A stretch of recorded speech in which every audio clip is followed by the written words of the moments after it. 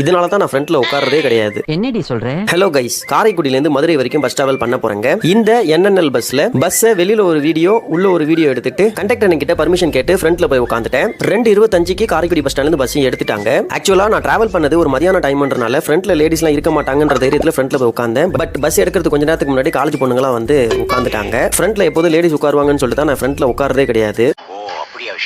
இந்த பஸ்ல காரைக்குடி டு மதுரை வரைக்கும் 65 ரூபாய் டிக்கெட் சார்ஜ் பண்ணாங்க. டிக்கெட்டை வாங்கிட்டு வெளியில வேடிக்கை பார்த்துட்டே டிராவல் பண்ணிட்டு வந்தேன். நீங்க யாராச்சும் இந்த ரூட்ல டிராவல் பண்ணிருந்தீங்கன்னா உங்களோட எக்ஸ்பீரியன்ஸை கமெண்ட்ல சொல்லுங்க, நானும் தெரிஞ்சுக்கிறேன். இந்த பஸ் காரைக்குடியில எடுத்து குன்றக்குடி, பிள்ளையார்பட்டி, திருப்பத்தூர், கீழையூர், மேலூர், ஒத்தக்கடை வழியா Madurai Mattuthavani bus stand reach பண்றாங்க. என்னதான் பைபாஸ் ஹைவேன்னு டிராவல் பண்ணாலும் இந்த சிங்கிள் ரோட்ல ரெண்டு பக்கமும் வயலை பார்த்துக்கிட்டே டிராவல் பண்றதே ஒரு தனி ஃபீல் தாங்க. 4:15க்கு மதுரை மாட்டுத்தாவணியில டிராப் பண்ணிட்டாங்க. டிரைவர் அண்ணனுக்கும் கண்டக்டர் அண்ணனுக்கும் ஒரு தேங்க்ஸ் சொல்லிட்டு அங்கிருந்து கிளம்பிட்டேன். வீடியோவை லைக் பண்ணிட்டு சேனலை சப்ஸ்கிரைப் பண்ணிக்கோங்க. அப்புறம் இது வெறும் டிராவல் இல்லைங்க, இம்ப்ரமேஷன் இஸ்